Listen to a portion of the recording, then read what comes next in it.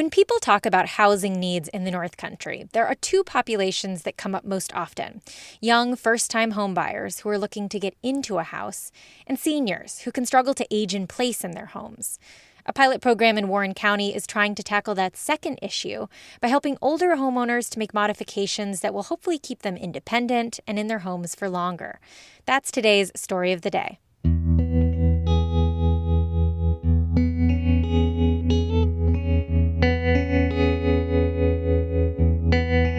Support for Story of the Day comes from Clarkson University, offering over 95 programs of study with campuses in the Hudson Valley, Central and Northern New York. More at clarkson.edu. And AmeriQ Credit Union, providing money market accounts, a savings option suitable for short-term goals or everyday access to funds. Details at ameriq.org. Federally insured by NCUA. Hi, I'm Amy Fireisel. It's Friday, April 17th. I'm in for David Summerstein. He'll be back next week. First up, solar power may soon be available to New York residents on a much smaller and more accessible scale. A new piece of legislation would pave the way for people who live in apartments or rental homes to be able to install small, plug-in solar panels that don't require professional installation. Rosemary Misdary reports for the New York Public News Network. Bronx resident Lauren Phillips has a small solar panel on her 7th floor balcony overlooking the Hudson River. And on the inside of the balcony railing, I have zip tied a panel that's like maybe 3.5 feet by 3.5 feet or so. It was pretty easy. I had 8 zip ties. It doesn't move. The installation took her a few minutes and immediately reduced her electricity bill. We got the solar panel in January, and it's definitely taken a cut off of our electric bill. I don't know, it's probably saved us like $20, $30 since we put it in. Phillips' solar panel is prohibited in New York City. Cora Stryker is the co-founder of BrightSaver, an advocacy group for plug-in solar. In this country, the only rules on the books are intended for much larger systems, either rooftop solar systems or even utility scale systems 20 to 100 times larger than these little balcony solar systems. And they have entirely different safety considerations. A new state bill called the Sunny Act could remove barriers for renters and owners to access affordable solar power. Most of New York City residents live in rental apartments and multifamily dwellings. Senator Liz Krueger is the legislation's sponsor. So this really is a game changer because, frankly, anybody who's got about $300 can go buy one of these once the law is changed, plug it in, and significantly reduce their electric costs. The solar panel can hang anywhere on the outside of buildings, around doors, on windows. The panel works by taking in the sun's rays and converting it to electricity that plugs into a standard outlet. From there, the energy goes to the apartment's breaker box, where it's used directly in the home. If the law passes, Phillips plans to buy 3 more panels for her balcony. That's money that I'm not spending, as a mom who has 2 kids and a big daycare bill. That makes a big difference. And it makes me feel good that I'm emitting that much less fossil fuels into the air and heating the climate that much less. The bill could go to a vote by June. Utah has already adopted the law, and more than 30 other states are considering similar legislation. In New York City, I'm Rosemary Misdary for the New York Public News Network.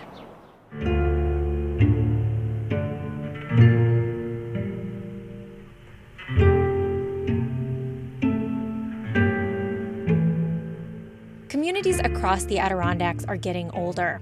Recent census data shows that 20% of people living across the park's 12 counties are over the age of 65. As residents age, many find that their homes become harder and harder to navigate. Pete David Olszewski Escobar reports grew on up a in pilot Johnsburg, program where he now in one serves Warren as the County town's town director of aimed at public helping property seniors and stay programs. in their homes longer. It's a job that covers everything from maintaining parks and sidewalks to the town's buildings and a transfer station.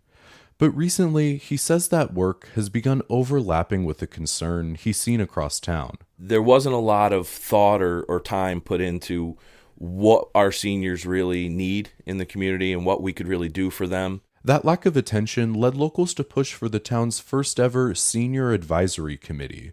It's a group of residents who can bring ideas about improving life for seniors directly to local leaders. As the committee met, Olszewski says one issue kept coming up.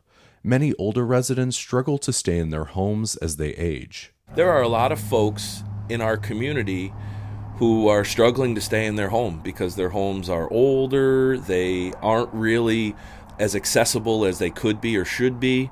That concern helped spark a pilot program called HomeFit, funded by an AARP grant.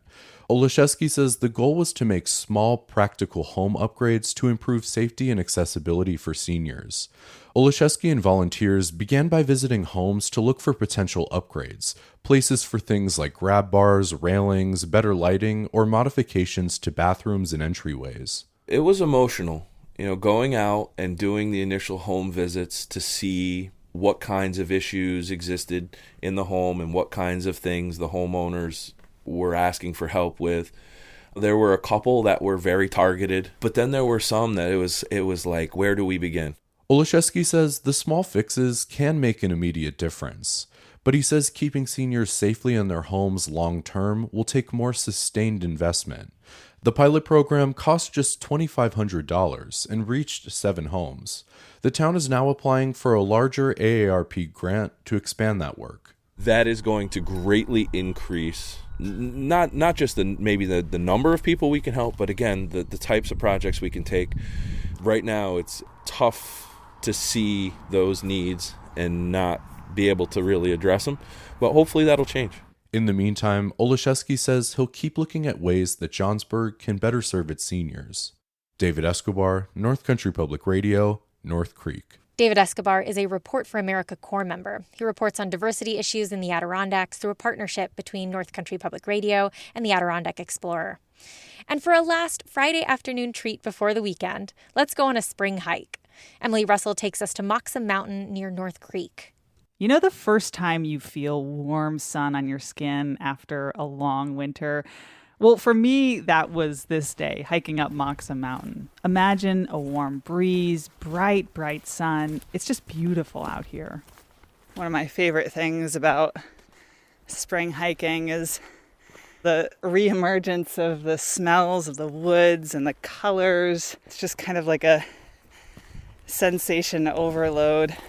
About a half mile, I make it up to the first rock ledge. I can see into the valley below. There are still little patches of snow in places that don't get much sun. I climb on and find more amazing views, even from deep in the woods. All the trees are bare, so even though I'm not on a rock ledge, I can still see a full 360 view of mountains around me through the trees. And the sun is just coming straight through and really warming me up. The trail drops me down into that valley I could see from above. I cross over a cold mountain stream, another sign of spring. You can hear it. It's like gushing to life after winter. I hike on past huge boulders. They're covered in moss, every shade of green. And then I pause. Now, this, maybe even more than the view from the summit, is the most glorious moment of my hike. Just stopped. And I'm in the middle of this kind of chorus of chickadees.